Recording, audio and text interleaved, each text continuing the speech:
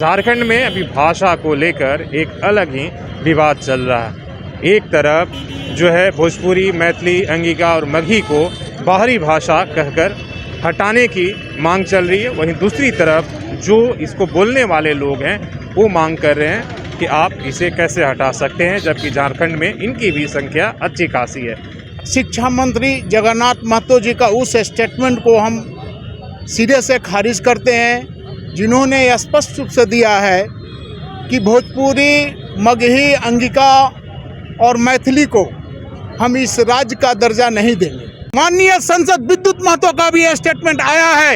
हम विद्युत महतो जी को यह चेतावनी देते हैं कि आने वाला समय 2024 में 3 से 3.5 लाख मतदाता भोजपुरी, अंगिका और मैथिली हैं, उनको आपने ठेस पहुंचाया है। 2024 में आप विधानसभा, लोकसभा नहीं पहुंचेंगे। इस तरह की बार बार बातें होंगी तो पूरे झारखंड में इसकी आग लगेगी और पूरे राज्य में हम घूम घूम कर इस आवाज को बुलंद कराएंगे और 2024 में उनको उखाड़ फेंकेंगे। हम लोगों ने सम्मान किया था और हम लोग तो खुशी बनी थी कि चलो अच्छी बात है।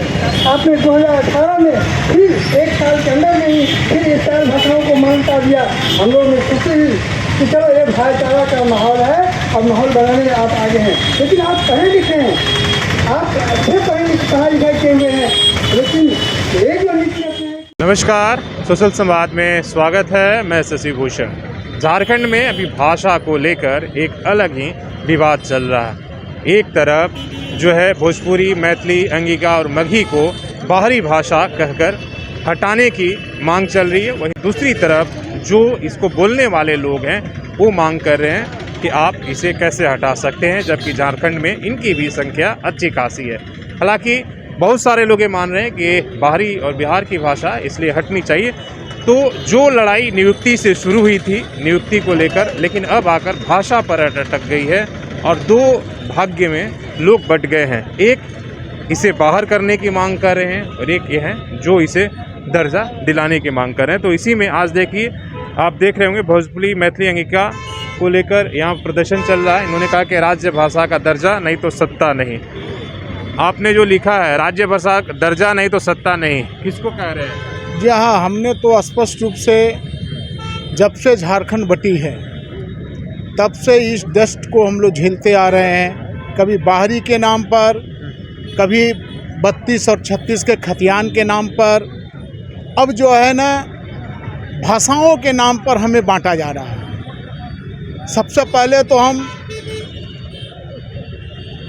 शिक्षा मंत्री जगन्नाथ महतो जी का उस स्टेटमेंट को हम सिरे से खारिज करते हैं, जिन्होंने स्पष्ट रूप से दिया है कि भोजपुरी, मगही, अंगिका और मैथिली को हम इस राज्य का दर्जा नहीं देंगे। हम लोग जगन्नाथ महतो जी को ये चेतावनी देते हैं, साथ ही उनके सरकार को, चाहे वो जेएमएम के हो या कांग्रेस के हो, कि जो मगही, अंगिका या मैथिली या भोजपुरी को नज़रअंदाज करेगा वो सत्ता में नहीं रहेगा। ये जो है जिंदाबाद जिंदाबाद, ये जो है हमारा आंकड़ा नहीं है, ये केंद्र सरकार का और राज्य सरकार का आंकड़ा है कि वो 28% है और हम जो है यहाँ 72% है।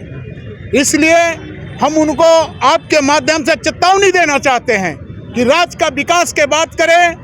भोजपुरी, मगही, अंगिका और मैथिली ये तमाम आपके साथ हैं, और अगर इनको राज्य से बाहर की बात करेंगे तो 2024 में मुझे नहीं लगता है कि अगर ये सारे समाज एक हो जाएंगे तो वो सत्ता में नहीं रहेंगे। ये हमारा दावा है। नहीं, ये आप मेरा कहना है कि कांग्रेस और बीजेपी जो नेशनल पार्टियां वो कहाँ खड़ी हैं इस चीज़ को। मान लीजिए जो क्षेत्रीय हैं वो तो अपने वोट बैंक के लिए उसके अनुसार से उनकी बयान आ रहे हैं कि हमें कौन वोट देने वाले लोग हैं, लेकिन इन दोनों का स्टैंड कहाँ आपको दिख रहा है? देखिए, स्टैंड अगर नहीं, ज़्यादा वोट लोग उन्हीं को करने वाले लोग। देखिए ठीक है, वो किए, हम भी किए हैं, लेकिन आने वाला समय में कि ये जातीय संघर्ष होगा, सब दुबानी बान होगा, तो हम लोग जो हो रहा है इसको हम लोग जो है ना चेतावनी देते हैं कि इस पर सरकार अंकुश लगाए, नहीं तो 2024 में सत्ता विहीन होंगे।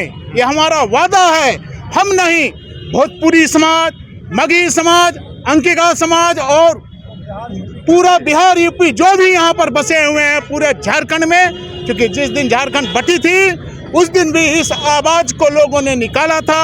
हम लोगों ने इसको संयम रखा और संयम से सारे को भाईचारे के नाम पर एक सूत्र होकर के आज उनको सत्ता में लाए हैं। अगर इस तरह की बार बार बातें होंगी तो पूरे झारखंड में इसकी आग लगेगी और पूरे राज्य में हम घूम घूम कर इस आवाज को बुलंद कराएंगे और 2024 में उनको उखाड़ फेंकेंगे। देखिए, एक बात जो बार बार कही जा रही है कि ये सारी भाषा जो है बिहार की है, तो जब झारखंड अलग हो गया तो झारखंडी अस्मिता की तो भाषा भी हमारी होनी चाहिए। जब बिहार में हमारी भाषाओं का जो तर्क देते हैं कि हमारी भाषाओं की मान्यता नहीं है, तो फिर हम लोग यहाँ पर क्यों ये देंगे? नहीं, बिहार में है, ये अगर कर रहे हैं तो जिस दिन बिहार था उनको हम अपने सीने से लगाए बैठे हुए थे।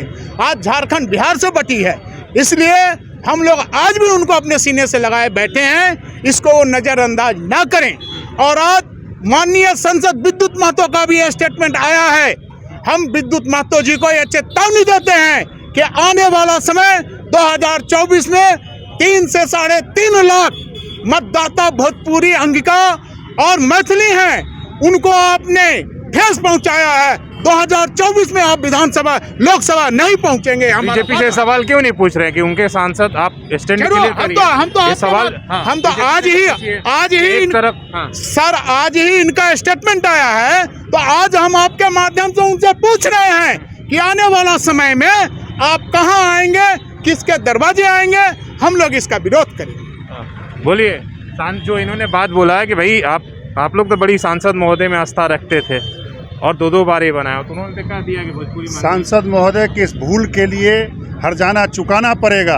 आप जो कह रहे हैं कि मगही, मैथिली, अंगिका, भोजपुरी बिहार की भाषा है, तो मैं आपको बता दूं आपके चैनल के माध्यम से कि आज झारखंड में भी कोडरमा में, गिरिडीह में, चतरा में, रामगढ़ में, हजारीबाग में और धनबाद में, बोकारो में मगही भाषी ही लोग हैं। और जो हमारी भाषा का विरोध कर रहे हैं मथुरा महतो, जगन्नाथ महतो, जयराम महतो, उनकी भी मातृभाषा मगही ही है और मगही ही बोला जाता है उस सब अंचल में।